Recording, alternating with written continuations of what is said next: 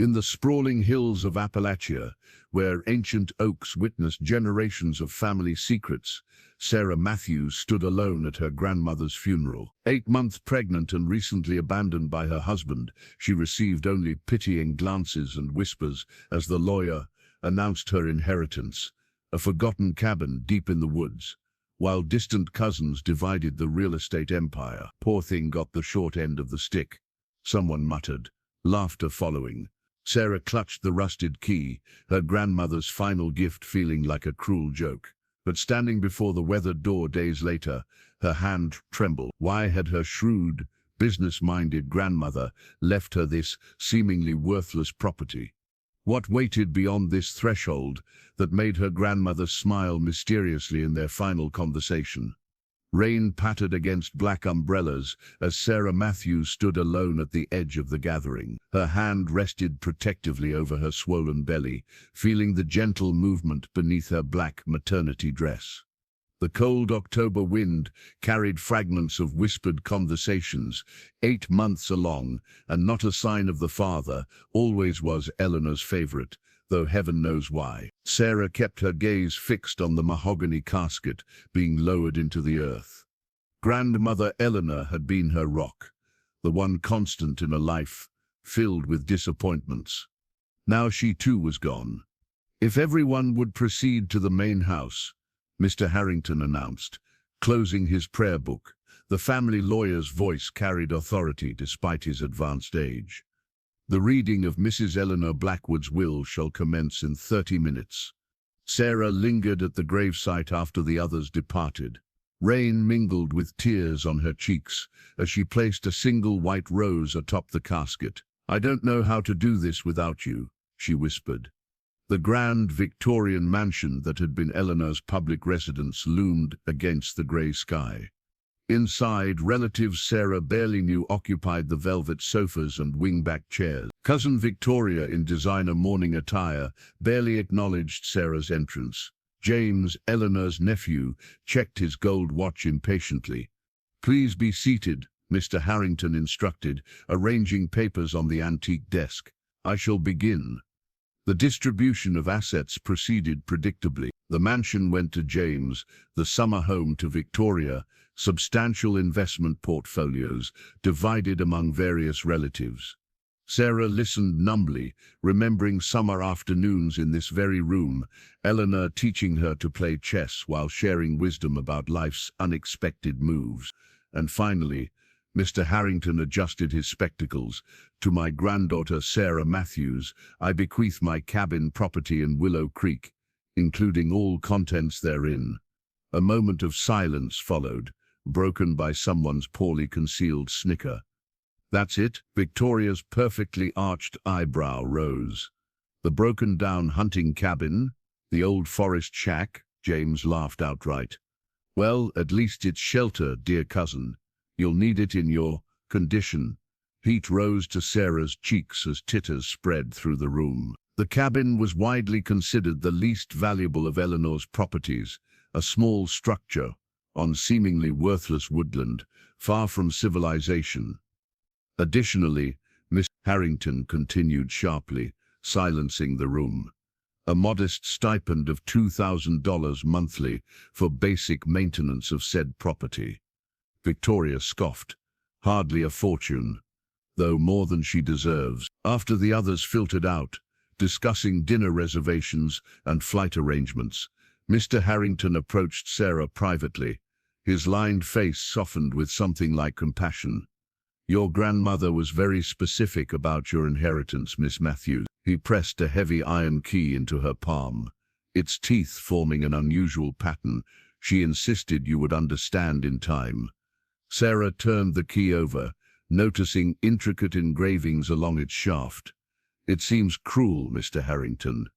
"She knew my situation." "Eleanor Blackwood was many things," he replied carefully, "but cruel was never one of them. She spoke of that cabin differently than her other properties." He hesitated. "She called it her true legacy." That evening in her small apartment, Sarah packed the few belongings worth keeping. The lease expired next week, and she couldn't afford renewal.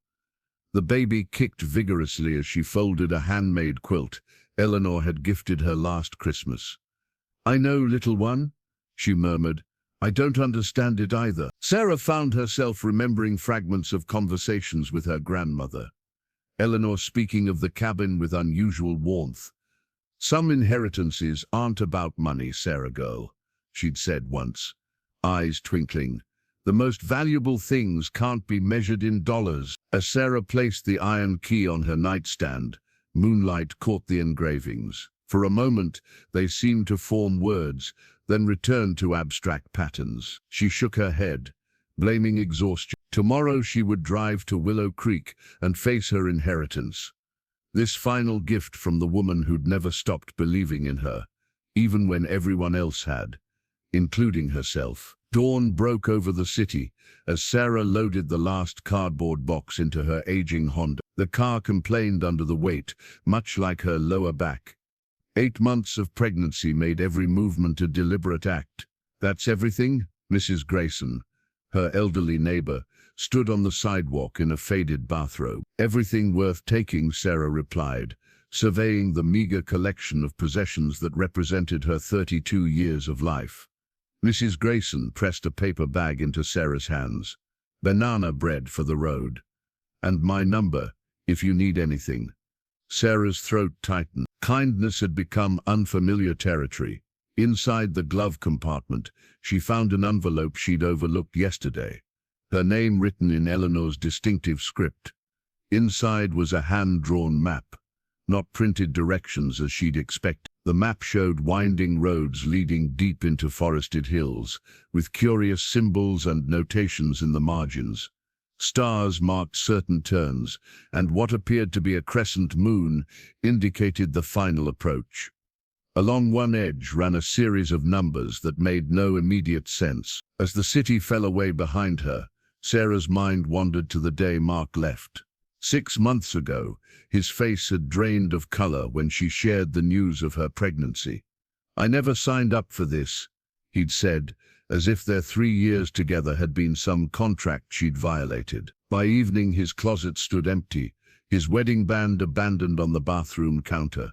The highway gave way to state routes, then to county roads increasingly bordered by trees rather than buildings. The radio signal faded to static, and Sarah switched it off, preferring silence. The baby shifted position, pressing uncomfortably against her ribs.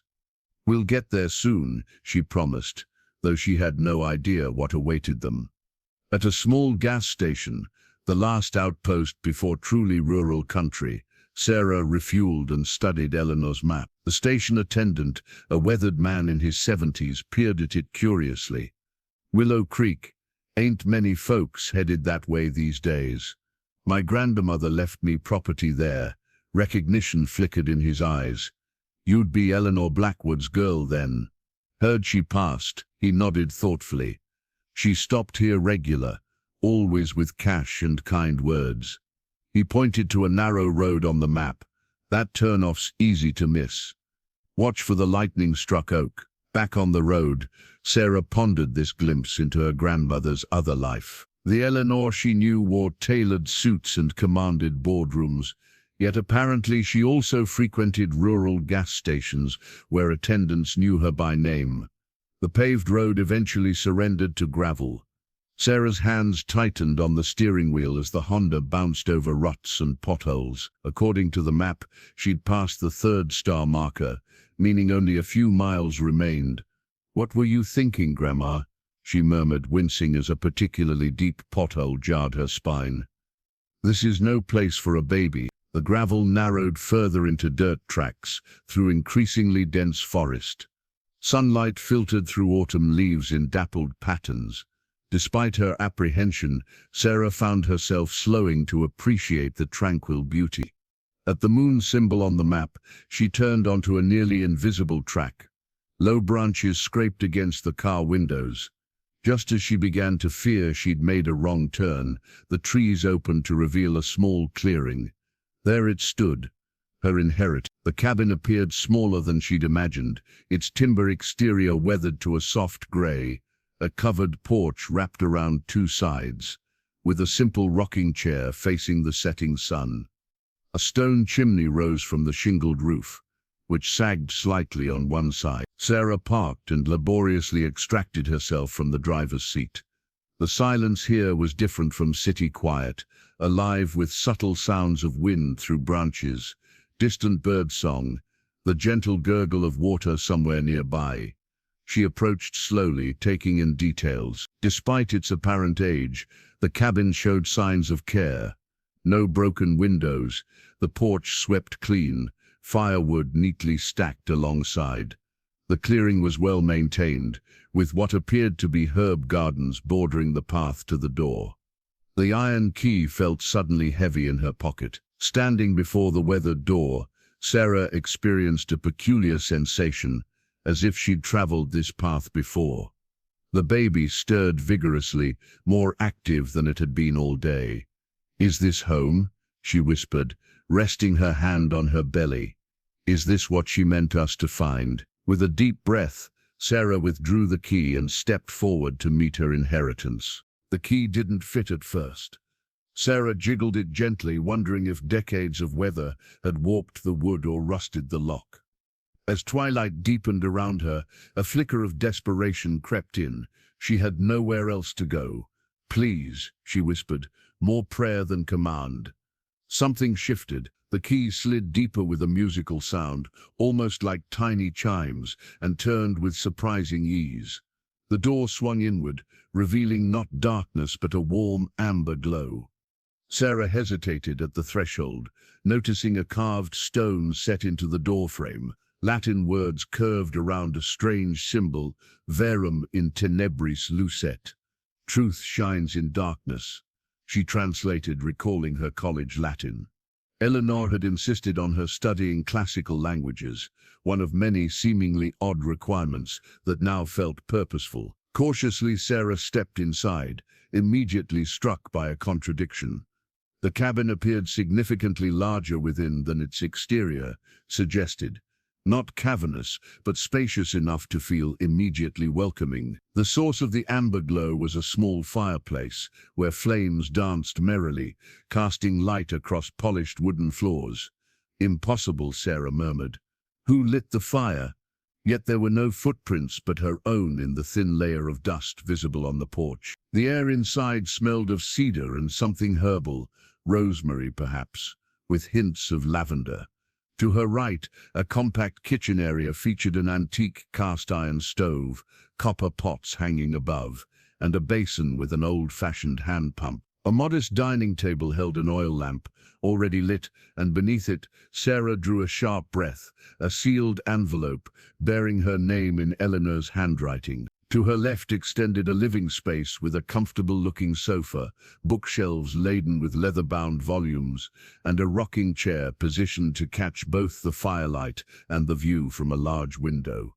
Sarah moved further inside, noting unusual architectural details. The ceiling featured exposed beams arranged in patterns that subtly drew the eye. Built-in shelving seemed to flow organically from the walls. Every piece of furniture, though simple, showed exquisite craftsmanship. "Hello," she called, still unable to believe the place was unoccupied. The fire, the lamp, the freshness of the air. Someone must have prepared for her arrival. Only silence answered, punctuated by the gentle crackling of flames. In the kitchen pantry, she discovered recently stocked supplies: flour, sugar, coffee, canned goods, even fresh apples and root vegetables in a wooden bin. A cold box revealed dairy products and eggs that couldn't be more than a day old. The bathroom, though rustic with its clawfoot tub and no visible modern plumbing, was immaculately clean. Soft towels hung beside handmade soap that smelled of the same herbs permeating the cabin. The single bedroom contained a bed with a handmade quilt, almost identical to the one Eleanor had given her last Christmas. Beside it stood a wooden cradle, apparently crafted from the same warm cherry wood as the bed frame. Sarah's throat tightened at the sight. She ran her fingers along the smooth edge, finding delicate carvings of leaves and what appeared to be protective symbols. "You knew," she whispered to her grandmother's memory. "Somehow you knew."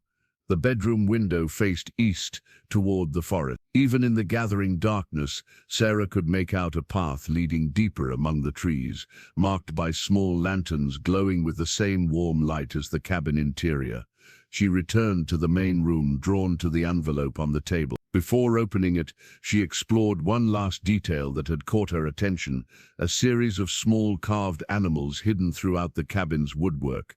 A rabbit nestled in the kitchen doorframe, a fox peered from beneath a windowsill, an owl watched silently from above the fireplace mantel. Sarah eased herself into the chair at the dining table, feet aching from the day's journey.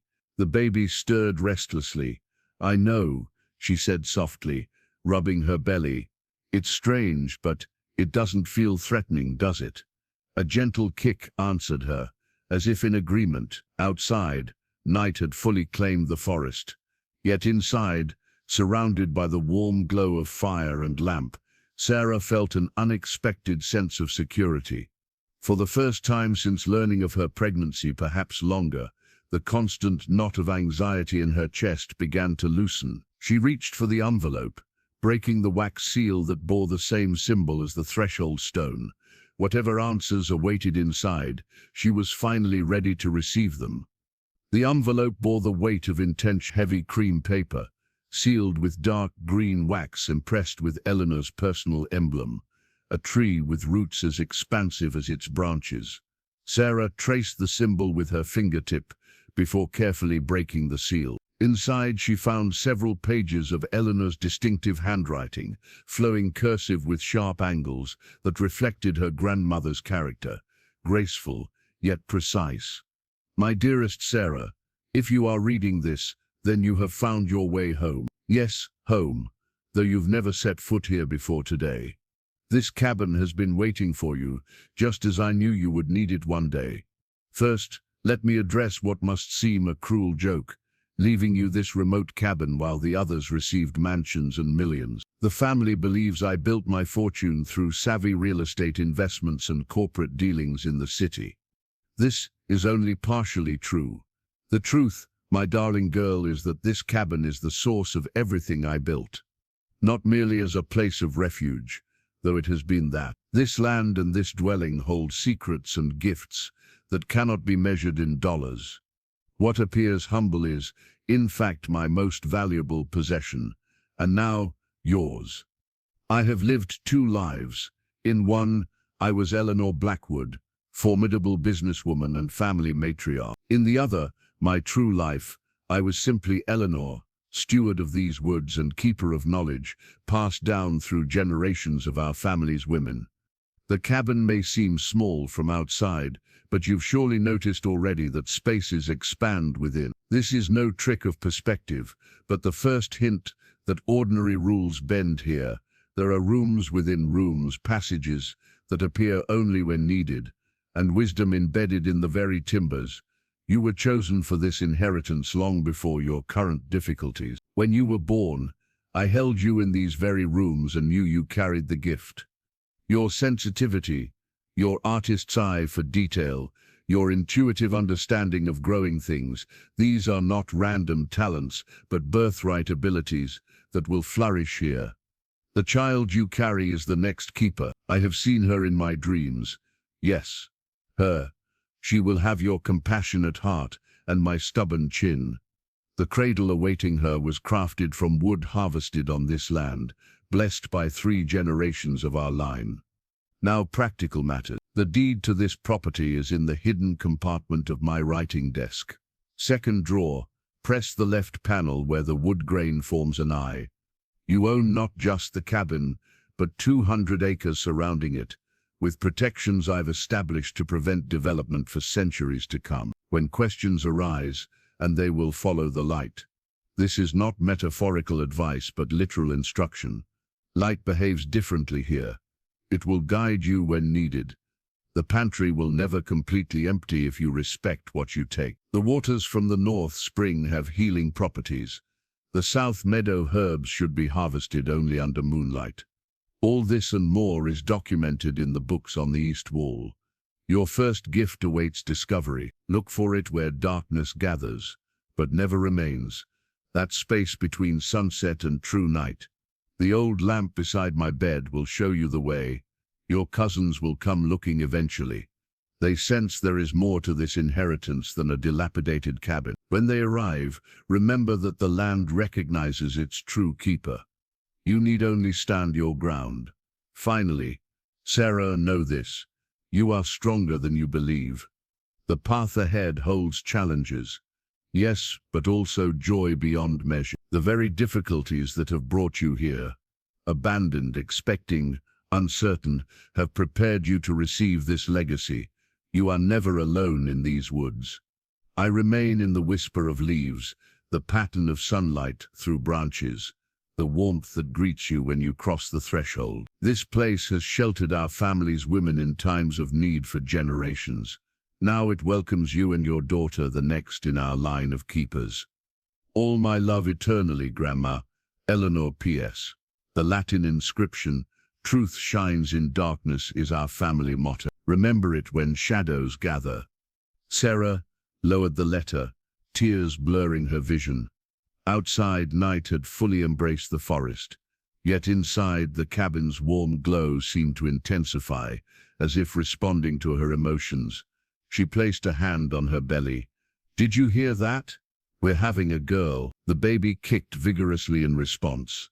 Standing slowly, Sarah moved to the writing desk. Eleanor mentioned.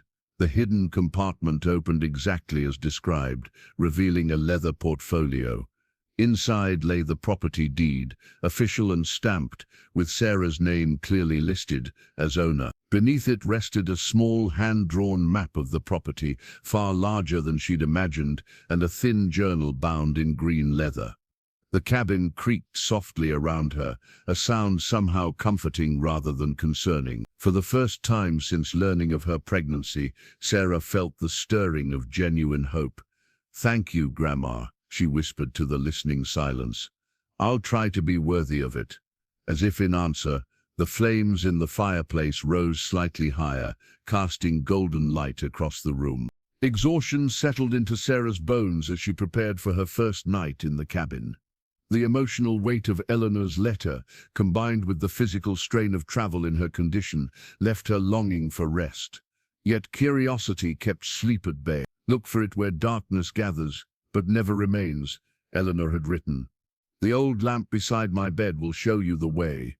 Sarah made her way to the bedroom, where an antique oil lamp sat on the nightstand. Unlike modern reproductions, this was clearly original. Brass base, darkened with age. Glass chimney slightly uneven, as if hand-blown. The fuel reservoir felt surprisingly full when she lifted it. Between sunset and true night, she murmured, recalling the letter's words. Twilight had already deepened into evening, but something told her the timing wasn't literal, that between states existed regardless of the hour.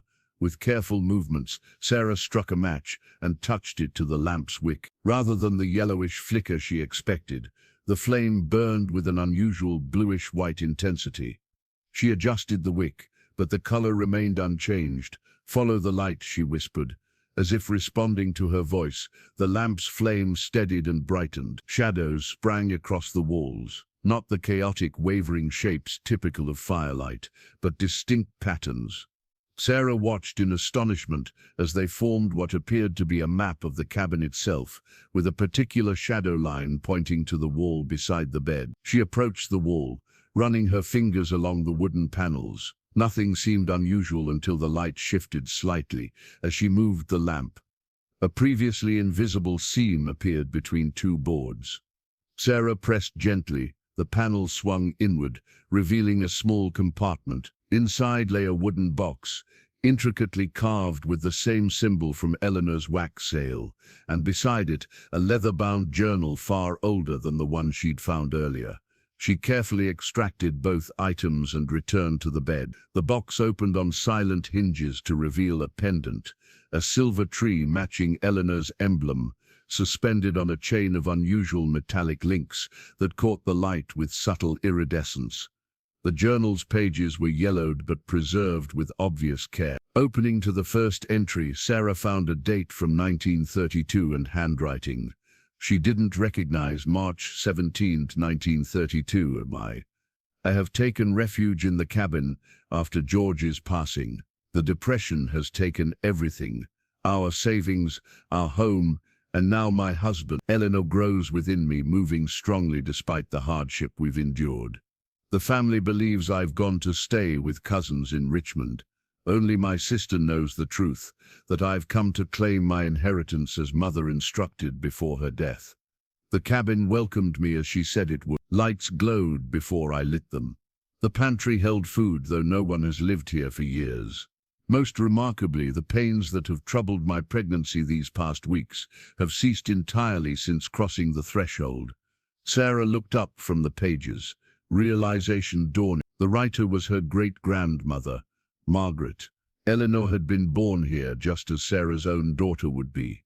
A sudden thump against the outer wall startled her. Sarah froze, listening intently. Another sound followed, branches scraping against the roof. Just the wind, she told herself, though the night had been still when she'd entered the bedroom. The baby kicked forcefully as if responding to her mother's surge of adrenaline. Sarah placed a protective hand over her belly. "It's all right," she murmured, "just the forest settling for the night." As if confirming her words, the strange blue-white flame in the lamp flickered briefly, then steadied. The shadows on the wall shifted, no longer showing the cabin's map, but forming what appeared to be the silhouette of a woman standing protectively beside a cradle. Sarah felt a peculiar calm replace her momentary fear. She slipped the pendant over her head, the silver tree resting just above her heart. Its weight felt familiar somehow, as if she'd worn it before. She continued reading the journal, discovering that Margaret had arrived in circumstances eerily similar to her own. Alone, expecting with few resources beyond the mysterious cabin. The parallels were too precise to be coincidence. Eventually her eyelids grew heavy. Sarah placed the journal and box carefully on the nightstand, but left the lamp burning. As she settled beneath the quilt, the shadows continued their gentle dance across the walls. Sleep came with unexpected ease. Her dreams were vivid. Eleanor as a young woman tending gardens behind the cabin. A small girl with Sarah's eyes and Eleanor's determined chin collecting herbs in a woven basket. Generations of women gathering around a table, their faces both familiar and unknown. For the first time in months, Sarah slept deeply and without fear, cradled in the embrace of her inheritance. Morning sunlight streamed through the bedroom window, bathing the quilt in golden warmth. Sarah woke, feeling inexplicably rested despite her advanced pregnancy. The usual aches in her lower back had diminished, and the persistent swelling in her ankles seemed reduced. She touched the silver pendant still hanging around her neck, its metal surprisingly warm against her skin. The peculiar lamp had extinguished itself sometime during the night, though she hadn't touched it. Hunger drew her to the kitchen, where she discovered freshly baked bread, cooling on the counter, impossible, yet undeniably present. The scent of yeast and wheat filled the small space. Beside it sat a crock of butter and a jar of what appeared to be homemade blackberry preserves. "Thank you," she said softly to the empty room, deciding to accept rather than question these mysterious provisions. After breakfast, Sarah settled in the rocking chair by the window with her great-grandmother's journal. Outside, mist clung to the treetops as birds called to one another in the fresh morning air. April 2, 1932. 2 weeks since my arrival, and already the cabin feels more like home than our house in town ever did. Eleanor grows vigorously within me. The midwife from the village, Ida May, visited yesterday, though I sent no message requesting her presence. "The cabin calls when it's needed," she said, as if this explained everything. She confirmed what I already sensed. This child is strong and healthy despite all we've endured. The pantry replenishes itself in ways I cannot explain. I've begun leaving small offerings in return. Wildflowers gathered from the clearing, stones arranged in patterns by the garden gate. It seems only fair to give something back to whatever presence watches over this place. Sarah glanced toward the pantry, remembering Eleanor's words. "The pantry will never completely empty if you respect what you take." She made a mental note to leave her own offering later. April 18, 1932. Today I discovered the first gift, the old lamp beside the bed. Mother called it the Pathfinder in her instructions, revealed a hidden space beneath the hearthstones. Inside I found a wooden box containing gold coins dated from the previous century and a deed to water rights for the entire Eastern Valley. Mother's note explained that each keeper discovers resources according to her need. Mine, in these desperate times, is clearly financial security. I cannot help but wonder what Eleanor will find when her time comes to receive the cabin's gifts. What future crisis might she face that I cannot foresee? And what gifts might lie dormant, waiting for needs not yet born? Sarah paused in her reading, hands instinctively cradling her belly. The baby responded with gentle movement, as if listening to the story alongside her mother. May 30, 1932, my time approaches. Ida May visits daily now, bringing herbs for tea that ease the discomfort of these final weeks. She has taught me the locations of the 3 springs on the property, each with different properties: the north spring for healing, the east for clarity of thought, the west for peaceful sleep. Today she showed me the family grimoire, hidden behind the false panel in the root cellar. Names recorded across centuries, women of my bloodline, who sought refuge here in times of need. Some stayed only until crisis passed. Others remained as permanent keepers. All contributed knowledge to the book, remedies, observations, wisdom. I added my own discovery about the berry patch at the forest edge. How the fruits ripen according to no seasonal pattern. I recognize but seem to respond instead to the keeper's needs and attention. The parallels to Sarah's situation were undeniable. Like Margaret, she had arrived pregnant and alone, seeking refuge from circumstances beyond her control. The cabin had welcomed her grandmother Eleanor into the world, just as it now prepared to welcome her own daughter. Sarah continued reading, discovering that Margaret had initially planned to return to society after Eleanor's birth, but ultimately chose to raise her daughter at the cabin. The journal described Eleanor's early years, her precocious connection to the forest, her ability to find hidden springs without being shown their location, her conversations with creatures no one else could see. One entry from Eleanor's 5th year caught Sarah's attention, particularly September 12, 1937. Eleanor found the boundary stones today, all 7 of them, though I've shown her none. She led me to each one, reciting their purposes as if she'd memorized them. This one keeps bad dreams away. This one makes the seasons listen.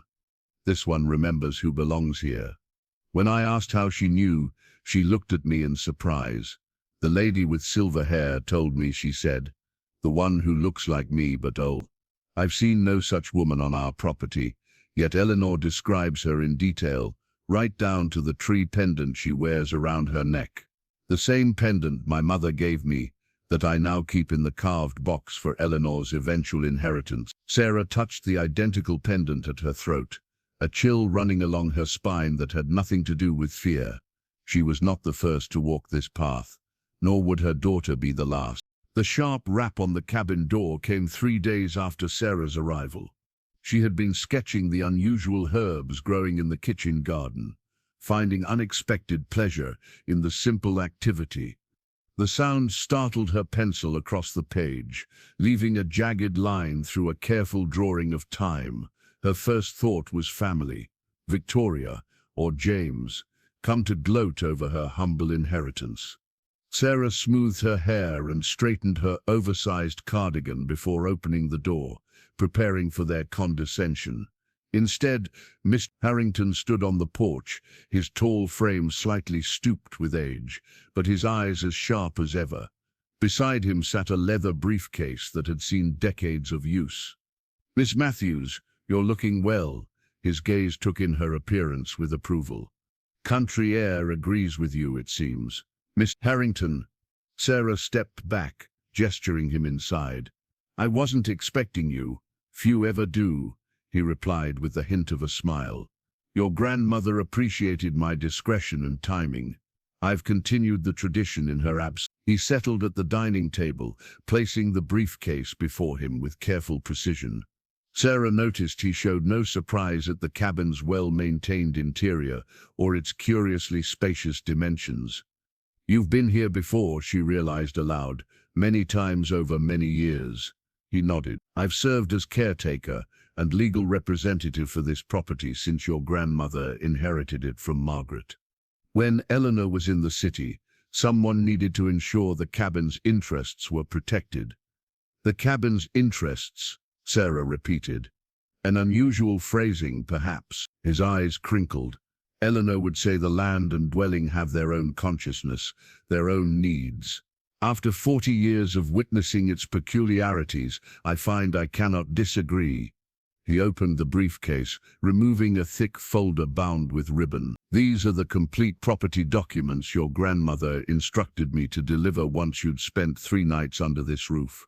She was most specific about the timing. Sarah untied the ribbon, finding deeds, surveys, and legal papers documenting not just the cabin, but 200 surrounding acres, conservation easements, water rights, mineral rights, all meticulously preserved in Eleanor's name and now transferred to Sarah's.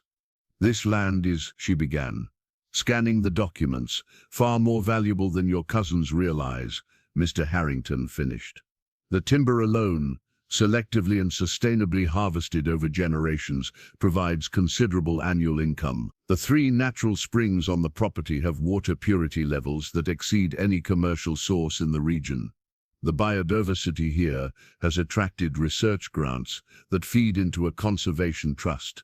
He removed another folder, which brings us to the financial arrangements. Eleanor established a separate account for cabin-related income. Unlike her public assets, these funds were never discussed with family. Sarah stared at the balance sheet before her. The figure wasn't ostentatious wealth by her grandmother's standards, but represented comfortable security she had never imagined. Why the secrecy? She asked. Why let them believe this place is worthless? Eleanor believed certain legacies reveal themselves only to those who need them truly. Mr. Harrington's voice softened. She also understood that those who seek inheritance merely for status or financial gain would misuse what this place offers. Victoria and James, Sarah murmured. Indeed, they're already questioning the will, sensing they've missed something valuable. They've hired investigators to research the property's assets. Sarah felt a protective surge toward the cabin. Can they challenge my ownership? They can try. Mr. Harrington's smile turned wolfish. Eleanor anticipated this. The property transfer is legally unassailable. I personally insured it. Moreover, there are unusual protections in place. The cabin chooses its keeper, Ms. Matthews. It has chosen you. He withdrew a satellite phone from his briefcase. Cell service is non-existent here by design. Eleanor arranged for this property to remain undisturbed by towers or development. This phone connects to a private satellite. My number is programmed as the first contact. Use it if your cousins appear or if you need anything at all. As if sensing the conversation's gravity, the baby kicked forcefully. Sarah placed a hand on her belly, the silver pendant warm against her skin beneath her shirt. One final matter. Mr. Harrington produced a small wooden box. The key to your grandmother's safe deposit box. The contents aren't financially significant, but hold sentimental and historical value Eleanor wanted preserved. As he rose to leave, Sarah noticed how comfortably he moved through the space, like someone returning to a familiar haven. At the threshold he paused. Your grandmother spoke often of you. Miss Matthews, she believed you possessed the perfect combination of sensitivity and strength this place requires. His eyes, faded with age, but remarkably clear, met hers directly. I've served 3 generations of keepers. I look forward to serving the 4th when she arrives. His gaze dropped meaningfully to Sarah's belly before he nodded and departed, leaving her with the weight of inheritance far greater than property alone. Dawn broke with unusual clarity the morning after Mr. Harrington's visit. Sarah woke feeling energized despite her advanced pregnancy, the persistent backache that had plagued her for weeks, notably absent. She touched the silver pendant at her throat, a habit now, and felt it warm beneath her fingertip. After a simple breakfast, she studied Margaret's journal entries about the property. Several pages detailed paths through the surrounding forest, with careful notations about landmarks and distances. One passage particularly caught her attention. The northern path leads to the sentinel stone beside the large spring. The water there runs sweet and clear, regardless of season. Grandmother wrote that this spring has never failed, even during the terrible drought of 1896, when wells throughout the county ran dry. The stone bears markings, showing the underground streams that feed our land, visible only when touched with intent. The word appeared repeatedly in the journal. Things revealed themselves when approached with proper intent, Margaret had written. The cabin responded to the keeper's needs when expressed with clear purpose. Sarah donned a light jacket against the morning chill and slipped her feet into rubber boots she'd found in the mudroom. Exactly her size, as if waiting for her arrival. The coincidence no longer surprised her. Outside, forest welcomed her with gentle sounds, birdsong, leaves rustling, the distant gurgle of running water. She followed a path nearly invisible among the fallen leaves, yet somehow her feet found it unerringly. Sunlight filtered through the canopy, creating dappled patterns that shifted as she walked. 30 minutes along the path, the trees opened to a small clearing dominated by a massive oak. Beneath it lay a flat stone roughly the size and shape of a dining table, its surface inscribed with flowing lines that might have been decorative or meaningful. Sarah couldn't yet tell.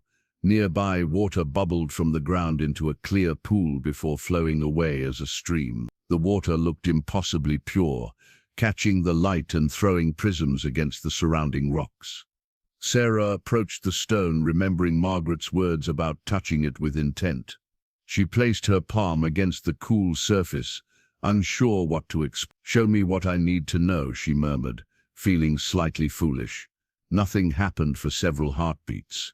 Then gradually, the lines beneath her hand began to glow with a subtle blue luminescence. The pattern extended, branching like veins or roots across the stone's surface, forming a map unlike any she'd seen before. It showed not surface features, but what lay beneath, an intricate network of underground waterways converging beneath the property. Sarah gasped as the glowing lines extended beyond the stone's edge, continuing across the clearing's floor, up tree trunks, along branches, revealing the invisible connections between water, soil, and living wood. The entire forest seemed briefly illuminated from within by the same gentle blue light, showing her how the spring fed everything around her. As the glow faded, Sarah understood what she'd been shown. This wasn't merely a water source, but the heart of a living system, one that extended far beyond the property's legal boundaries. The underground springs formed a network that sustained not just this forest, but connected to waterways throughout the region. No wonder Eleanor had established conservation easements. In an era of increasing drought and water scarcity, this hidden resource would be incalculably valuable and vulnerable to exploitation. Sarah cupped her hands and drank from the spring, the water cool and sweet with a mineral tang, unlike any she'd tasted before. Energy seemed to flow through her immediately, easing the persistent fatigue of late pregnancy. She sat beside the stone, back against the oak's massive trunk, and opened the property maps Mr. Harrington had provided. With fresh understanding, she traced the boundaries of her inheritance. The legal description showed the property extending in a rough circle around the cabin, encompassing 3 main watersheds, each centered on one of the springs. Margaret had mentioned. A rustling sound nearby caught her attention. A fox emerged from the undergrowth, regarding her with unusual directness.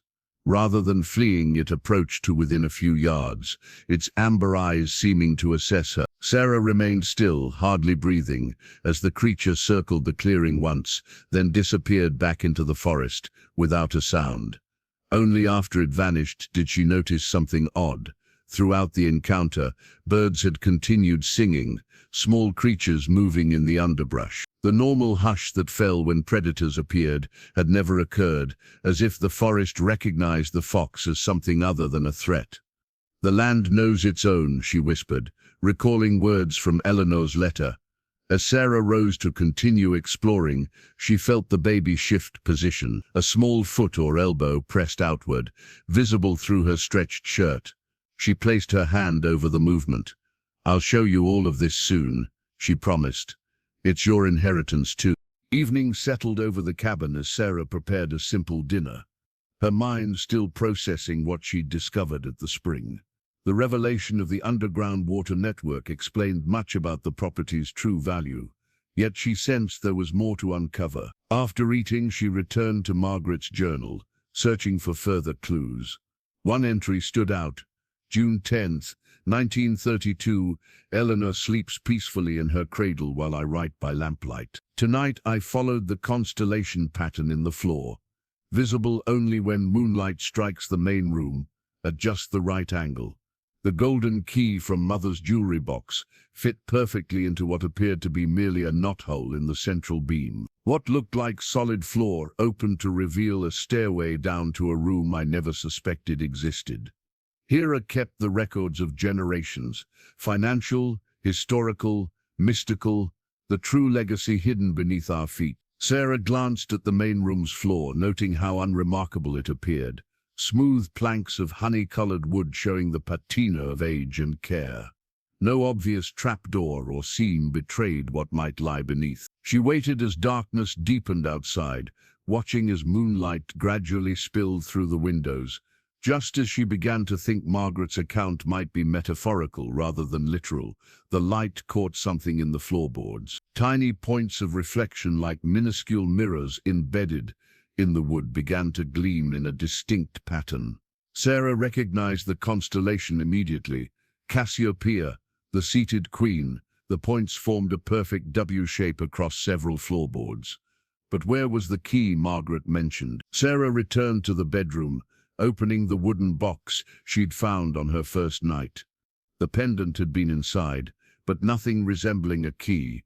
She searched the nightstand drawers, finding only a few candles and matches. As if responding to her need, the peculiar lamp on the bedside table suddenly flared to life, though she hadn't touched it. Its blue-white flame cast shadows on the wall, not random shapes, but a clear image of a book with a star on its cover. "The journals," Sarah whispered. She returned to Margaret's journal, flipping through until she found a page where something had been pressed between the leaves, a small golden key with a handle shaped like a star. So delicate it seemed merely decorative, yet when Sarah held it to the light, she could see the intricate teeth that formed its working end. Returning to the main room, she studied the constellation pattern until she found what appeared to be a simple wood knot at the center of the W shape. The golden key slid in perfectly, turning with only the slightest resistance. A seam appeared in the seemingly solid floor. Sarah grasped the newly revealed handle and pulled. A section of floorboards rose on silent hinges, revealing a narrow staircase descending into darkness. "Follow the light," she reminded herself of Eleanor's instructions. The pendant at her throat grew noticeably warmer as she carefully navigated the steep steps, one hand supporting her belly, the other trailing along the wall for balance. At the bottom, she found herself in a space that defied the cabin's outward dimensions. A room at least 20 feet square, its walls lined with filing cabinets, bookshelves, and storage trunks. A desk occupied the center, its surface clear except for a brass lamp that kindled to life as she approached. In its light, Sarah began exploring the hidden archive. The filing cabinets contained financial records dating back over a century, stock certificates, land deeds, banking documents sorted meticulously by year.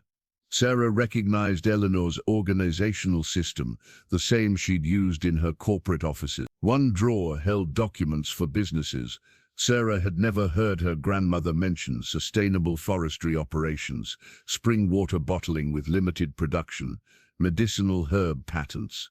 Each enterprise modest in scale, but remarkably profitable, according to the balance sheets. Another section contained legal papers establishing conservation trusts for the property and surrounding lands, ensuring they would remain undeveloped, regardless of ownership changes. Eleanor had created a network of environmental protections that would be nearly impossible to dismantle. A tall cabinet revealed hundreds of specimen bottles containing seeds, dried herbs, and soil samples, each meticulously labeled with location and properties.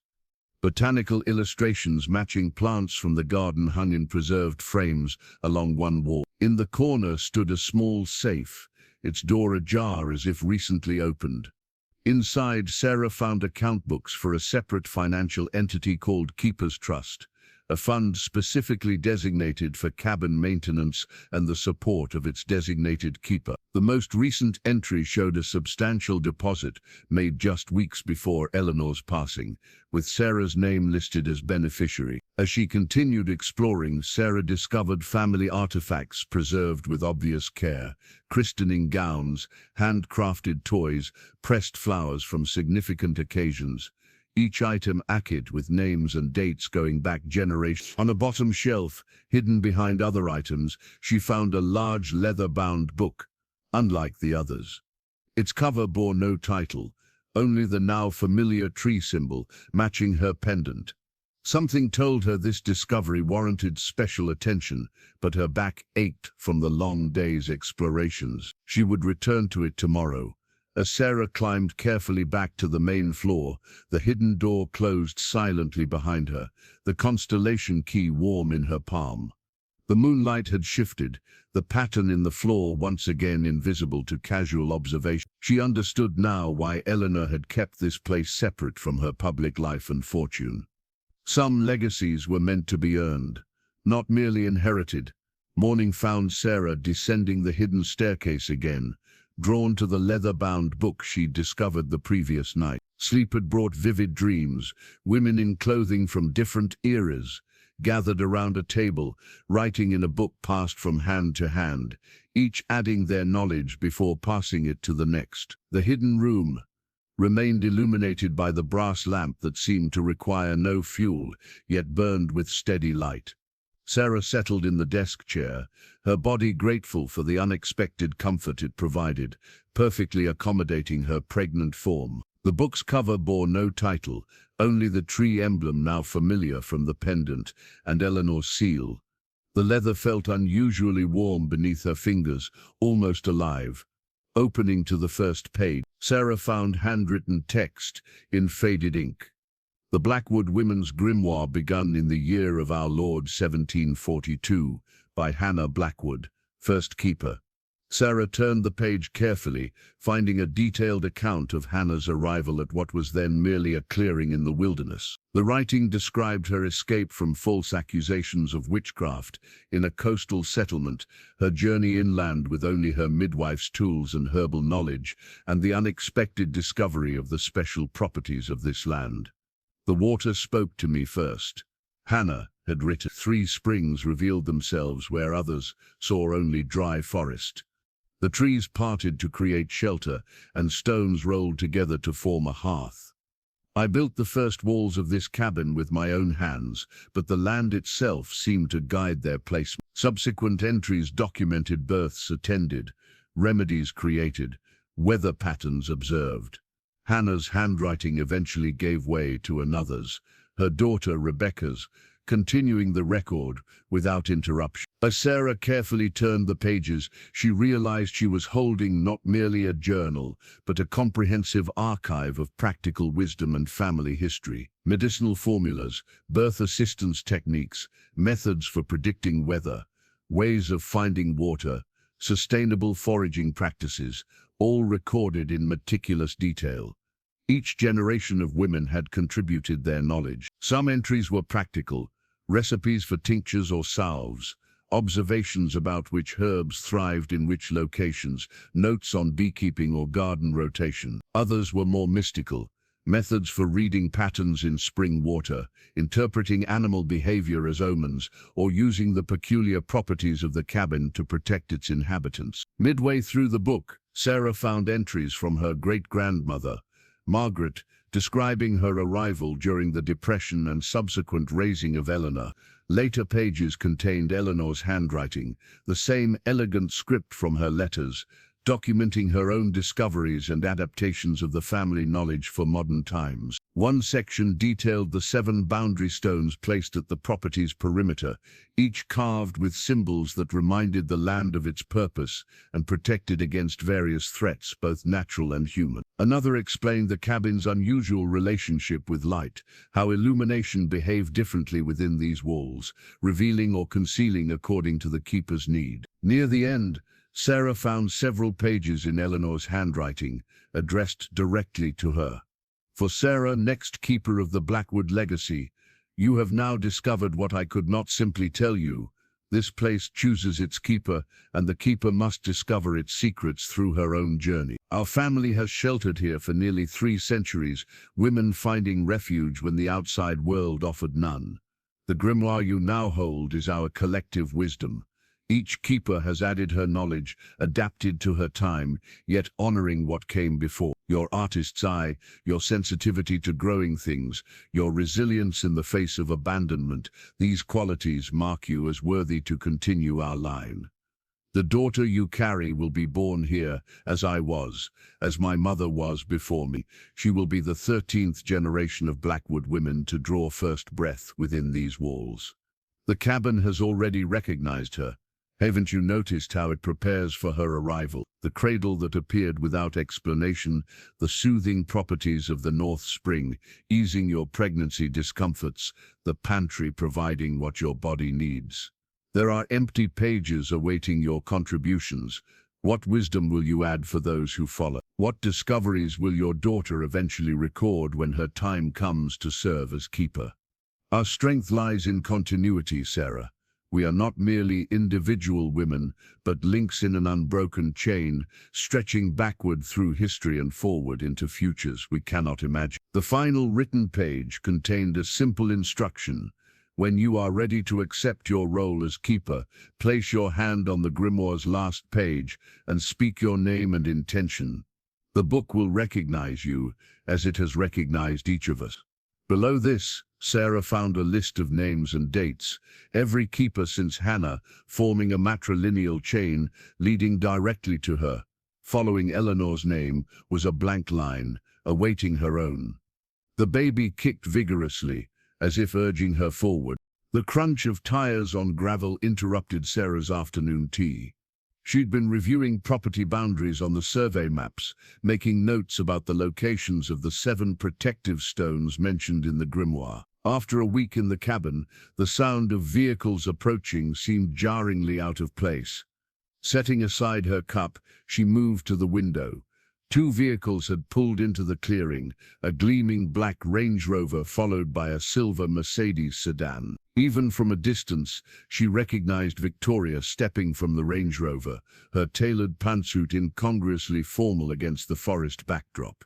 James emerged from the Mercedes, surveying the property with undisguised calculation. Sarah touched the pendant at her throat, drawing an unexpected sense of calm from the contact. "Well, that didn't take long," she murmured. The pendant warmed against her skin as she opened the door before they could knock. Victoria's hand remained raised, momentarily startled. "Cousin," Victoria recovered smoothly, her smile not reaching her eyes. "You're looking rustic." "Victoria, James," Sarah nodded, making no move to invite them inside. "This is unexpected." James stepped forward, embracing her with theatrical affection. "We were concerned about you, out here all alone in your condition." His cologne, too strong for the clean forest air, clung to Sarah's clothes even after he released her. "How thoughtful," Sarah replied, knowing full well they'd never shown concern for her welfare before. "I'm quite comfortable, thank you. May we come in?" Victoria didn't wait for an answer, brushing past Sarah into the cabin. Her eyes widened momentarily at the interior, clearly not the dilapidated space she'd expected. "Quaint," she managed, running a manicured finger along the polished dining table, though rather confined. James followed, his assessment more openly critical. "These old structures are death traps, Sarah." Wiring, foundation, roof, all probably original and dangerously outdated, not to mention potential health hazards for your baby. Sarah observed them calmly, noting how they both scanned the cabin with poorly disguised interest. The cabin has been meticulously maintained, but I appreciate your sudden concern for my child's welfare. Victoria produced a folder from her designer handbag. We've brought something you should see. Property surveys of the surrounding area. She spread several maps across the dining table, pointing to color-coded boundaries. North Lake Development has purchased nearly everything surrounding this parcel. They're creating a high-end resort community with vacation homes, a golf course, spa facilities, the works. Sarah studied the maps, recognizing the property immediately. The development encircled her inheritance nearly completely, with just a narrow corridor of protected national forest on the eastern boundary. They've approached all landowners with extremely generous offers, James added, his tone carefully casual. Well above market value, given the rural location. How interesting, Sarah replied, neutrally. Victoria leaned forward. They're particularly interested in acquiring this property due to its central location and water resources. We've taken the liberty of discussing preliminary terms. You've discussed selling property that belongs to me. Sarah's voice remained calm, though the pendant at her throat grew noticeably warmer. Simply exploring options, James soothed. As family, we wanted to ensure you received proper value rather than being taken advantage of in your vulnerable state. Victoria named a figure that, a week ago, would have seemed astronomical to Sarah. Now, knowing what she did about the property's true value and significance, it was almost laughable. That's very generous, Sarah said. Victoria's expression shifted to triumph. We can handle all the paperwork. You needn't worry about a thing. I meant it's generous of you to bring this information to my attention, Sarah clarified, but I have no intention of selling. The temperature in the room seemed to drop several degrees. James's affable mask slipped, revealing something harder beneath. Be reasonable, Sarah. This place is worthless except for its location. You're weeks away from single motherhood, with no visible means of support. My circumstances are not your concern, Sarah replied evenly. Victoria's tone sharpened. We know Eleanor maintains separate accounts. Assets not included in the public will. Our attorneys are investigating discrepancies. How enterprising of you. This stubborn attachment to a worthless cabin is irrational, Victoria snapped. You always were Eleanor's inexplicable favorite, but even she wouldn't expect you to raise a child in primitive isolation. I believe she would expect exactly that, Sarah responded, moving toward the door. Now I appreciate your visit, but I have matters requiring my attention. James made one final attempt. At least consider our offer. We could arrange temporary housing until you find something suitable. The cabin is perfectly suitable, Sarah said, holding the door open meaningfully. And its worth can't be measured in dollars. After they departed in a spray of gravel and exhaust, Sarah returned to the dining table where they'd left the development maps, either intentionally or in their haste to leave. The pendant at her throat had cooled, but a sense of unease remained. She traced the boundaries of the planned resort, noting how it positioned the cabin property as a central oasis valuable, not just for its springs, but for the mature forest and unspoiled beauty that developers would exploit as a selling point for surrounding properties. They'll be back, she told the listening silence of the cabin. And next time they won't pretend to be concerned relatives. As if in response, the flames in the fireplace rose higher, casting determined light against the gathering shadows. Sarah watched her cousin's vehicles disappear down the winding drive, dust settling in their wake. A heaviness hung in the air, not just from the confrontation but something more tangible. She glanced skyward, noticing dark clouds gathering on the western horizon, though the morning had dawned clear. Back inside, she consulted the grimoire's weather section, finding entries about sudden storms in otherwise stable conditions. One passage caught her eye. The warning stone by the hearth grows warm before significant weather changes. When truly hot to touch, seek shelter immediately. The cabin protects its own, but preparation honors the relationship. Sarah moved to the fireplace where several smooth stones lined the hearth, one slightly larger than the others, with faint spiral markings, radiated unusual warmth when she placed her palm against it. "You're trying to tell me something," she murmured. The grimoire mentioned emergency supplies in the root cellar. Sarah found the narrow door behind the kitchen pantry, discovering a well-stocked space with lanterns, batteries, canned goods, medical supplies, and water containers. A small generator stood in the corner beside fuel cans, all recently maintained according to the dated inspection tags in Eleanor's handwriting. By late afternoon, the western sky had darkened to an ominous purple-black. Wind whipped through the trees with increasing ferocity, bending trunks and sending early autumn leaves swirling. The warning stone now felt hot enough that Sarah could hold her hand against it for only a few seconds. She moved methodically through the cabin, securing shutters over windows and bringing in additional firewood from the covered stack outside. The grimoire had detailed exactly which preparations to make, as if generations of women had refined the process through countless similar situations. The first heavy raindrops struck just as Sarah latched the final shutter. Within minutes, the gentle patter transformed into a deafening downpour.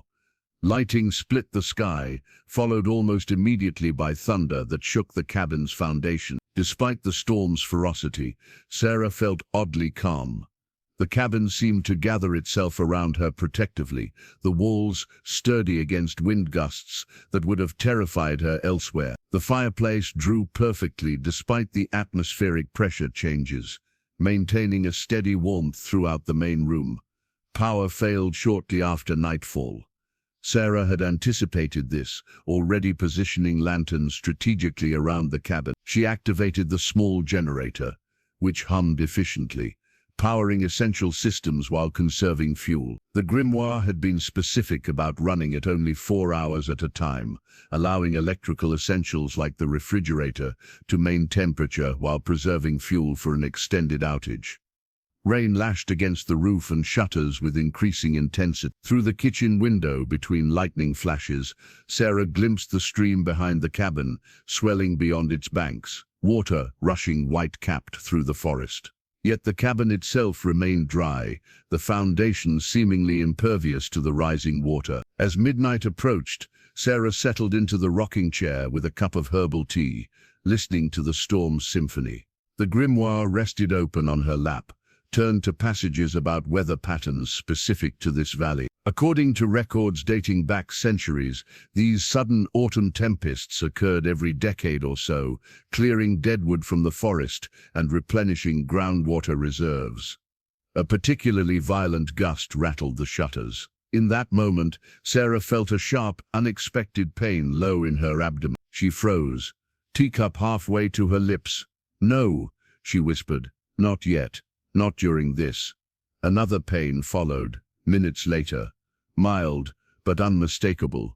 At 36 weeks, the baby was technically full term, but Sarah had counted on having at least another month to prepare. The grimoire mentioned stress or atmospheric pressure, changes sometimes triggering early labor.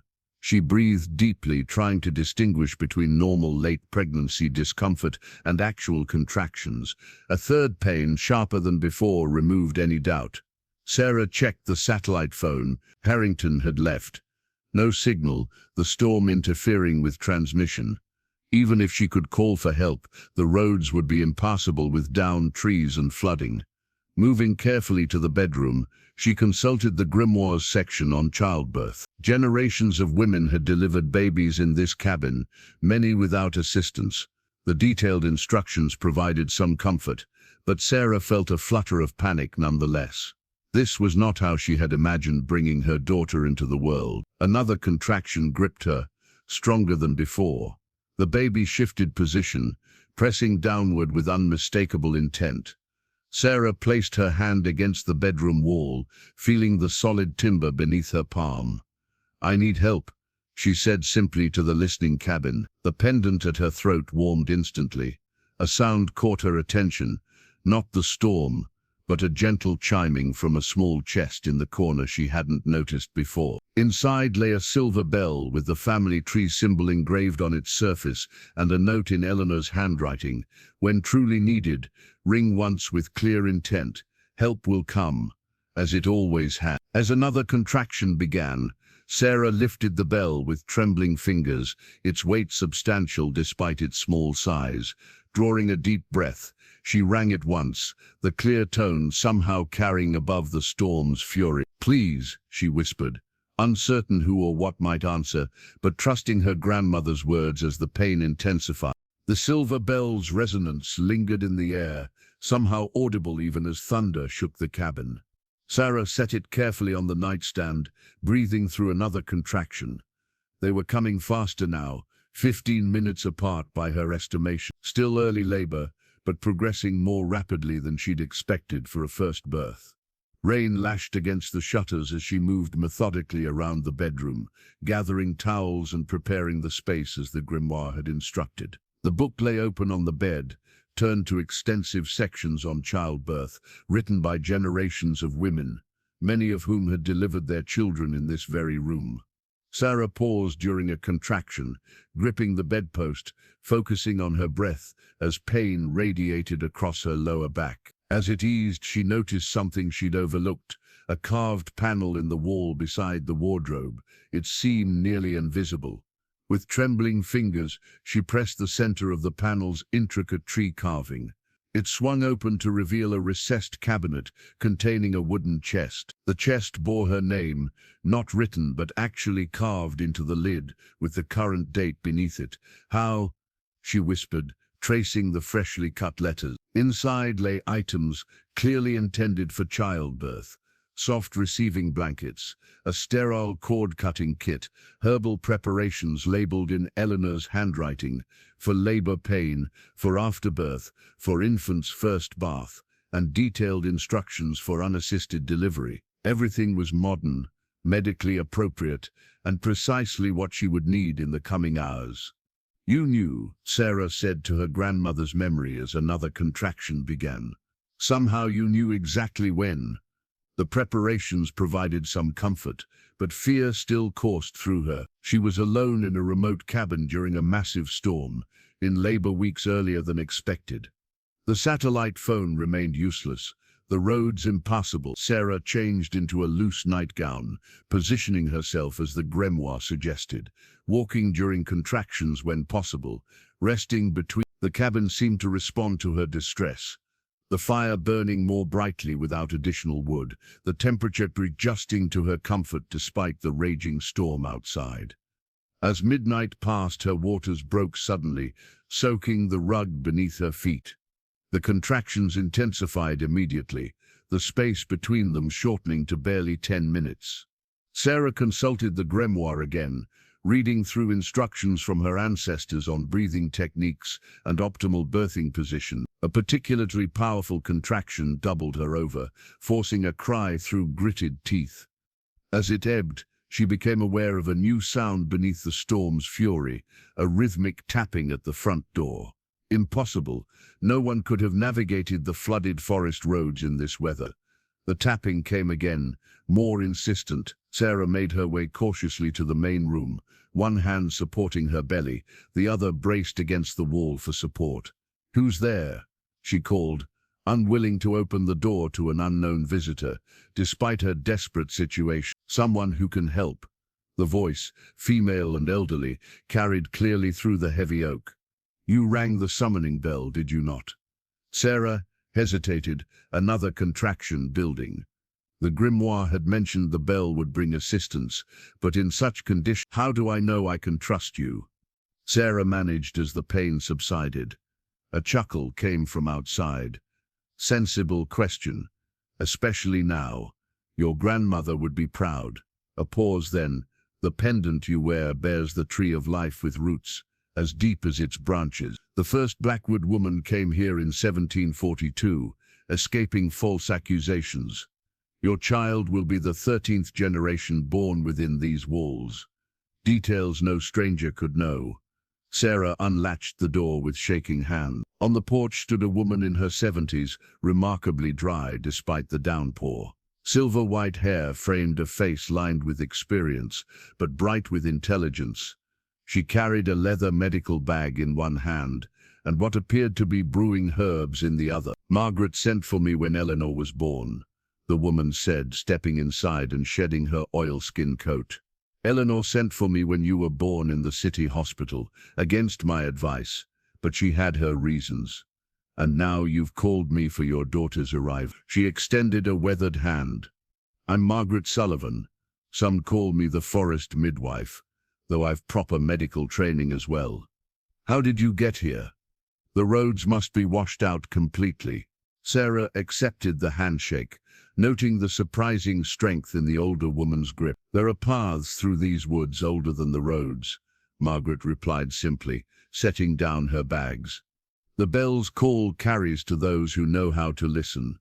A powerful contraction gripped Sarah before she could question further. Margaret moved with surprising quickness, supporting her through the pain with practiced ease. "Active labor," the midwife observed when the contraction passed. "Let's get you comfortable. Your daughter is eager to meet you." Sarah allowed herself to be guided back to the bedroom, where Margaret efficiently assessed the situation. She examined the birthing supplies Eleanor had prepared, nodding with approval. "Your grandmother knew this day would come," Margaret said, washing her hands thoroughly with a special herbal soap. "She saw it before she passed, her great-granddaughter born in the same room where she entered the world." The circle continued. Another contraction seized Sarah, stronger than any before. As pain washed through her in waves, she grabbed the midwife's arm. "I'm afraid," she admitted. Margaret's eyes softened. Every keeper has felt the same fear, standing at this threshold, yet each found strength she didn't know she possessed. She placed her hand over Sarah's. "You are not alone. The women of your line stand with you tonight."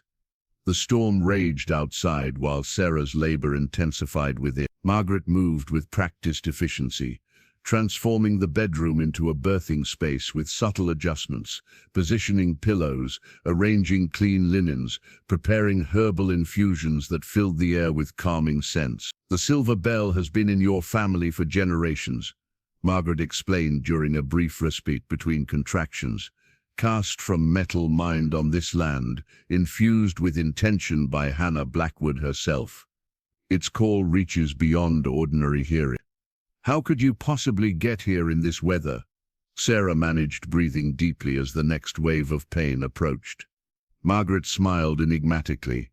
"I live 3 miles northeast, as the crow flies.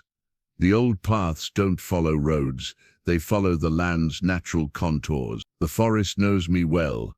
She pressed a cool cloth to Sarah's forehead. "I've attended every birth in your family line since 1932 when your great-grandmother Margaret, my namesake, came here to deliver Eleanor." Another contraction seized Sarah, more powerful than the last. Margaret coached her through it with quiet authority, her weathered hands providing counterforce against Sarah's lower back. "Good," the midwife murmured as it subsided. "Your body remembers what your mind has never learned. The women in your line have always had efficient labors." Outside, lightning illuminated the forest in stark flashes, followed by thunder that seemed to shake the very foundations. Yet inside, the cabin maintained its protective atmosphere. The air remained fresh, despite closed windows, the temperature perfect despite the fire burning low. "Eleanor was my dearest friend," Margaret said, checking Sarah's progress with gentle efficiency. She returned to the cabin periodically throughout her life, though her public persona demanded she maintain the city residence. Here she could simply be herself. "Why didn't she tell me about this place sooner?" Sarah asked, working through another contraction. "The cabin reveals itself when needed, not before. Eleanor knew you weren't ready until now." Margaret mixed herbs into a tea. "Drink this between contractions: wild raspberry leaf, motherwort, and a touch of blue cohosh, the same blend I prepared for your grandmother and her mother, before her." The tea tasted surprisingly sweet, bringing immediate relief to Sarah's lower back. As midnight gave way to the early hours, her contractions intensified further, the pain becoming all-encompassing. "I can't," Sarah gasped, after a particularly grueling wave. "You can and you will," Margaret replied firmly. "Every woman before you said the same, yet each found the strength. Feel the floor beneath you. Eleanor was born on these very boards. Feel the walls around you. They've witnessed 13 generations of Blackwood women bringing new life into the world." Sarah gripped the silver pendant at her throat, drawing unexpected strength from its connection to her lineage. The next contraction built within her, but rather than fighting it, she surrendered to the ancient rhythm. Between pains, Margaret shared stories of Eleanor's birth and childhood in the cabin. "She was born during a thunderstorm much like this one. Your grandmother always said that's why she had such a commanding presence, like thunder in human form. She never seemed to fear anything," Sarah said, remembering Eleanor's unwavering confidence in boardrooms and family gatherings alike. "Oh, she had fears like anyone," Margaret replied, checking Sarah's progress. "But she learned early to face them directly. The cabin teaches that lesson well." She nodded with satisfaction. "You're transitioning. The most difficult part comes now, but the end is in sight." The next hours blurred into a timeless space of intensity. Sarah moved between positions, standing, kneeling, squatting, as Margaret directed. The midwife's hands seemed to know exactly where to press, when to support, how to ease the baby's passage. "Eleanor delivered you herself, you know," Margaret said during one brief respite.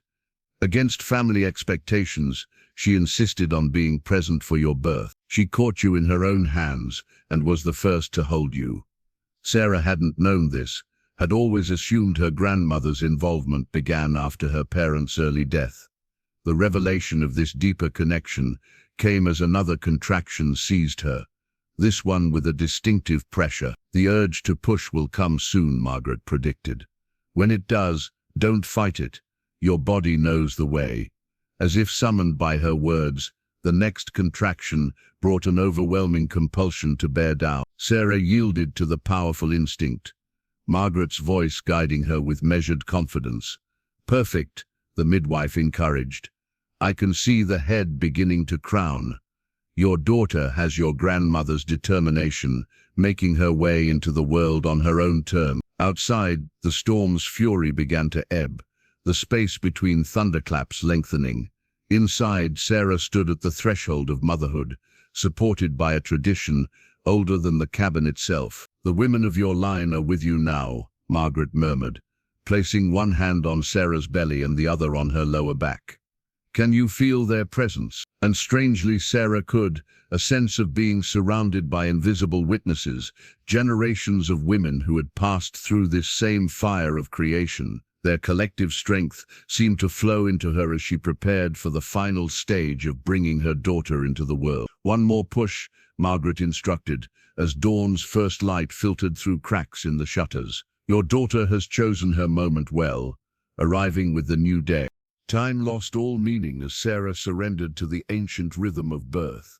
The final stage of labor consumed her completely, each contraction a tidal wave that demanded her full participation. Between these powerful surges, she caught brief moments of clarity, anchored by Margaret's steady presence.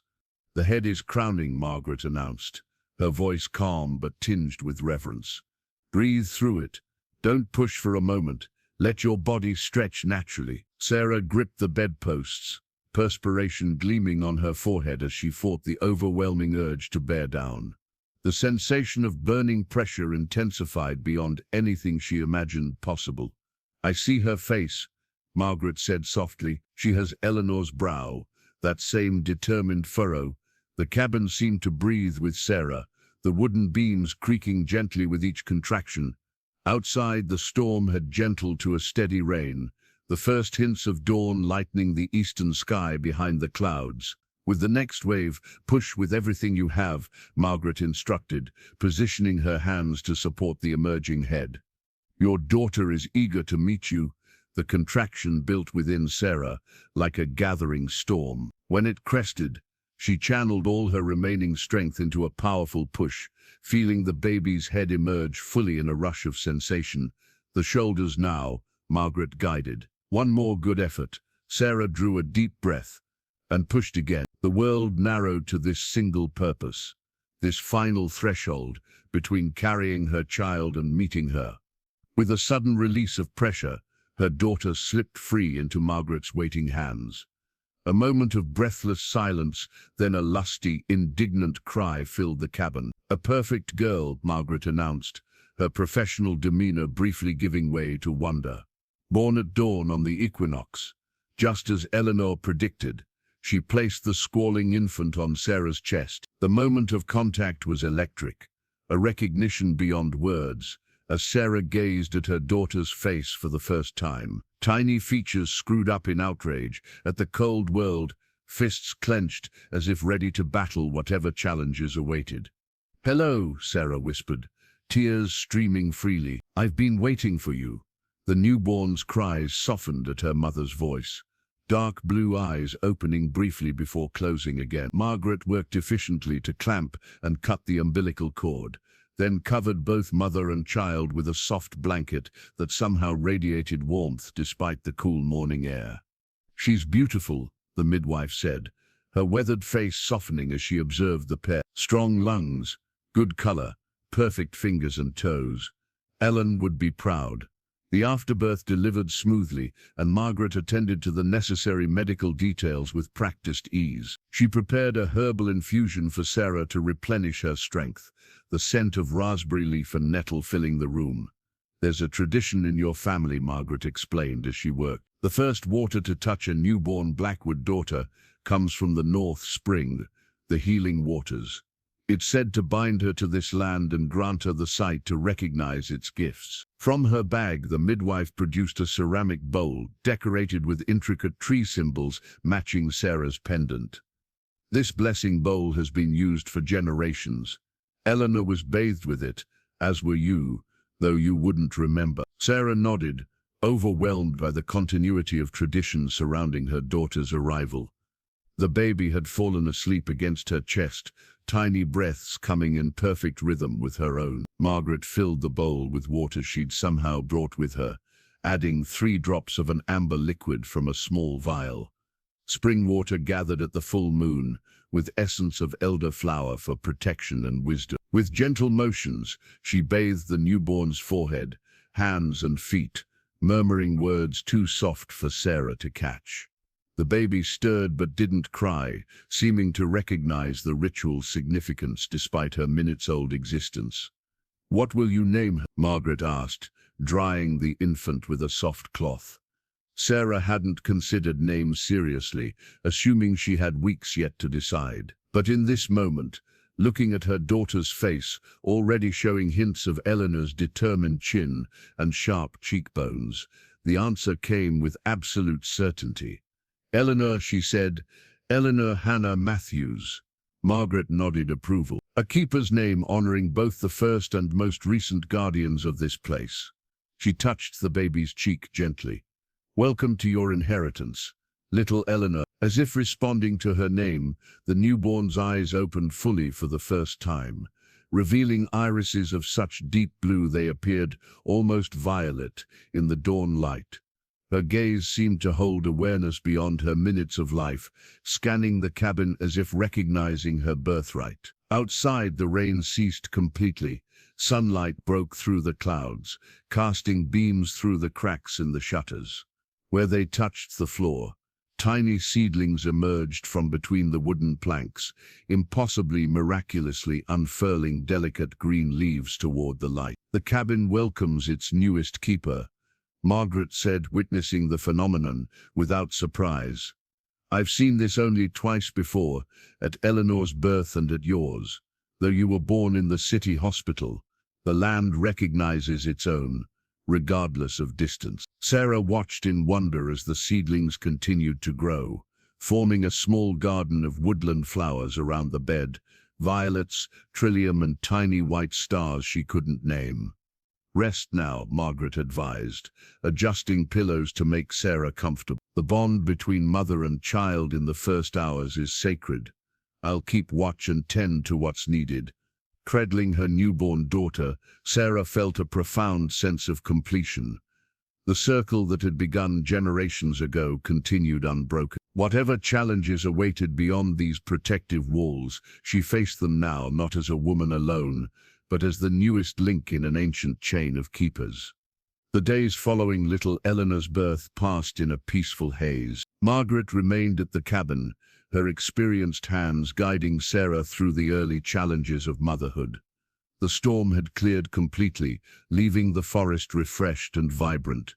Sunlight streamed through open windows, carrying the scent of rain-washed earth and pine. "You're recovering remarkably well," Margaret observed on the fifth morning, examining Sarah with professional attention. "The women in your line have always healed quickly after childbirth. The North Spring water helps, of course." Sarah nodded, cradling her daughter against her shoulder. Little Eleanor nursed vigorously and slept deeply between feedings, a content, observant baby who rarely cried without clear purpose. "I should be able to return home tomorrow," Margaret said, preparing a final herbal infusion to strengthen Sarah's milk production. "You've mastered the essentials admirably. The cabin will provide what else you need." "I can't thank you enough," Sarah replied, realizing how dependent she'd become on the older woman's guidance. "I don't know how I would have managed without you." Margaret smiled, the weathered creases around her eyes deepening. "You would have managed beautifully. The knowledge lives in your blood." She gestured toward the grimoire on the bedside table. "Besides, you have generations of wisdom at your fingertips." That evening, as little Eleanor slept in her cradle, Sarah felt drawn to explore the cabin once more. Her body had healed with surprising speed, moving now with only minor discomfort. Margaret sat by the fire, knitting what appeared to be a tiny cap from soft wool. "Go," the older woman encouraged, noting Sarah's restlessness. "The cabin wants to show you something. I'll watch over the little one."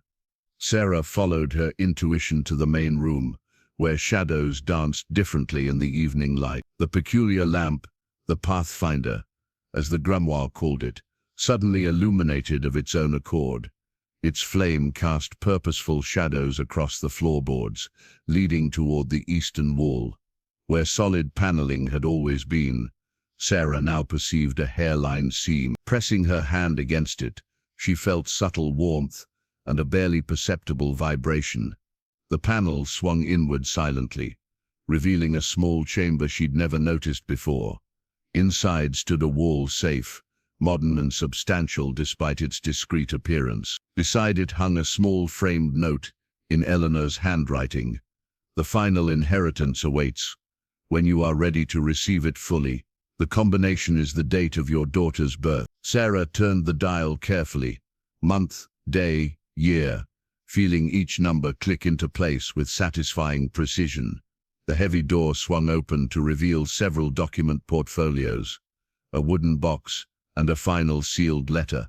She brought everything to the dining table, arranging the items carefully. The first portfolio contained certificates of ownership in businesses she recognized from the hidden basement records: sustainable forestry operations, the Spring Water Company, organic herb production, all now listed, Sarah as the principal shareholder. The second portfolio held financial statements from accounts in multiple countries, conservative investments that had quietly accumulated substantial returns over decades. A trust document detailed provisions for both Sarah and little Eleanor, structured to provide comfortable living while ensuring neither would ever need to sell the property. The wooden box opened to reveal physical assets: gold coins, precious gemstones, and deeds to smaller properties throughout the region.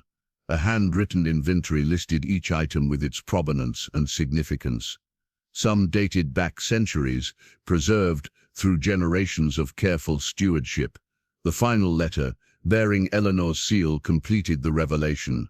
"My dearest Sarah, by now you have met your daughter and begun to understand the true nature of your inheritance. The material provisions you've discovered are merely tools to protect what truly matters: the land, the knowledge, and the lineage of keepers. I built my public fortune as a shield for this private legacy. The world saw only what I wished them to see, a businesswoman amassing wealth for its own sake. In truth, every acquisition, every investment served to protect this sacred trust. You may choose how to engage with the outside world. Some keepers live in complete seclusion, others maintain dual lives as I did. Trust your intuition to guide this choice. The financial security I've arranged ensures you need never make decisions based on necessity rather than wisdom. The greatest wealth is not in the accounts and assets, but in the land itself and the knowledge preserved within these walls. Guard it well. Teach your daughter as you yourself learn. The grimoire has space for your discoveries, as it has for every keeper before you. I chose you for this inheritance long before circumstances brought you here in need. Your artistic sensitivity, your resilience, your integrity marked you as the right successor, even when you doubted yourself most profoundly. Know that I am content in whatever comes beyond this life, having seen the legacy secured for another generation. When your time eventually comes to choose the next keeper, you will recognize the signs as I did. With all my love and complete confidence, Grandma Eleanor. The small key in the wooden box opens a particular door in the village bookshop. The owner, Thomas Blackwood, is a distant cousin who manages our family's historical archives. He's expecting you when you're ready. Sarah sat motionless, absorbing the culmination of Eleanor's carefully orchestrated revelation. The financial security represented freedom, not wealth for its own sake, but the means to protect this place and its traditions without compromise. Margaret appeared in the doorway, little Eleanor cradled in her arms. "She's hungry," the midwife said simply, transferring the infant to her mother's waiting embrace. As Sarah settled to nurse her daughter, the pieces of her inheritance finally cohered into a complete picture. Not just a cabin in the woods, but a legacy of independence, wisdom and purpose spanning centuries, entrusted now to her stewardship. Autumn deepened around the cabin as weeks passed. Little Eleanor thrived, growing stronger daily under the watchful eyes of both her mother and the forest itself. The woods seemed to respond to the infant's presence, birds singing more sweetly when she was carried outside, deer venturing closer than normal to observe the newest keeper with gentle curiosity. Margaret had returned to her own home after ensuring mother and child were settled, but promised to visit regularly.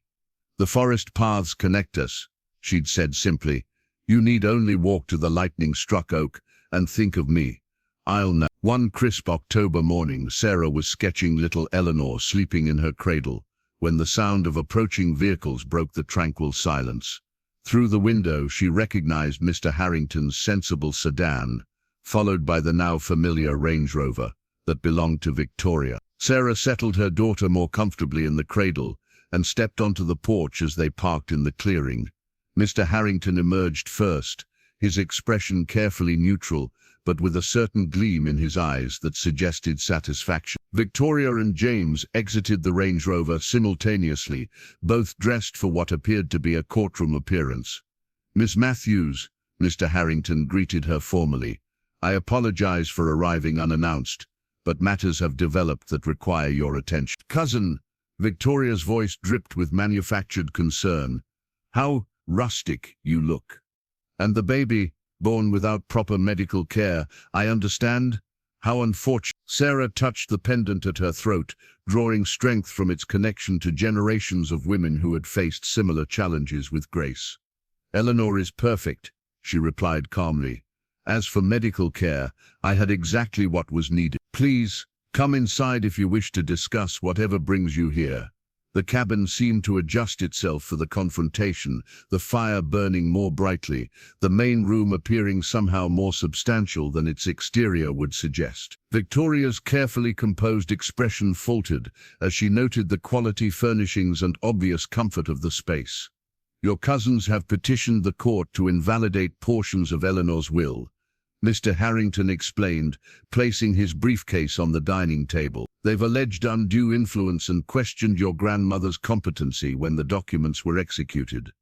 James cleared his throat. "We're simply concerned that Aunt Eleanor wasn't thinking clearly in her final months." leaving primitive accommodation to a pregnant, unemployed granddaughter, while the rest of the family received standard inheritances, suggests confusion at best. And the separate accounts we've discovered, Victoria added, hidden assets that should have been included in the estate distribution. Mr. Harrington removed several documents from his briefcase. I've brought the court's ruling on their petition. It was decided yesterday afternoon. Victoria's triumphant smile suggested she already knew the outcome. Sarah braced herself for legal complications that might threaten her new beginning. The petition was denied completely, Mr. Harrington continued, his tone professional but with an undercurrent of satisfaction. Furthermore, the judge issued a strongly worded rebuke to the petitioners for wasting the court's time with frivolous claims. The smile evaporated from Victoria's face. That's impossible. Our attorneys assured us. Your attorneys were not privy to the complete documentation I submitted. Mr. Harrington interrupted. Videotaped statements from Eleanor, recorded medical evaluations confirming her competency, and detailed explanations of her estate planning strategy spanning the past 30 years. He handed Sarah a sealed document. The court has issued a restraining order preventing any further challenges to the will or harassment of the beneficiaries. Your cousins are legally prohibited from approaching this property without your explicit written permission. James's face flushed with anger. This isn't over. The development company has withdrawn their interest entirely, Mr. Harrington finished. After learning about the conservation easements and water rights complications, they've decided the surrounding properties are no longer viable for their project. From the bedroom, little Eleanor's cry rose, not distressed, but announcing her wakefulness. Sarah excused herself briefly, returning with her daughter cradled against her shoulder. The infant's unusual eyes, now shifting from newborn blue to a distinctive hazel with amber flecks, regarded the visitors with surprising focus. Victoria stared at the child, something unidentifiable crossing her features. She looks like Eleanor, she said softly, the first genuine comment Sarah had ever heard from her. She is Eleanor, Sarah replied simply. Eleanor, Hannah Matthews. The next keeper. Something in her tone conveyed more than the simple statement, a quiet authority that hadn't been present before. Both cousins seemed to register the change, their postures subtly shifting in response. As they departed, Victoria without further comment, James with stiff formality, Mr. Harrington remained behind. From his briefcase, he withdrew one final item, a leather-bound journal, with blank pages and Eleanor's emblem embossed on the cover. Your grandmother asked me to give you this once all legal matters were settled, he explained. She called it the Future Journal, for recording your own story and wisdom for those who will follow. Sarah accepted the journal, feeling its weight, not just physical but symbolic. Will they come back? She asked, watching the Range Rover disappear down the winding drive. Perhaps someday, Mr. Harrington replied, but not as threats. The land remembers those who belong to it and those who don't. That evening, as autumn's early darkness settled over the forest, Sarah sat at the dining table with the blank journal open before her. Little Eleanor slept peacefully nearby, her breathing synchronized with the gentle creaking of the cabin's timbers. Sarah dipped a pen in ink, finding unexpected pleasure in the traditional method, and began to write, I am Sarah Matthews, 13th keeper of the Blackwood legacy. This is our beginning.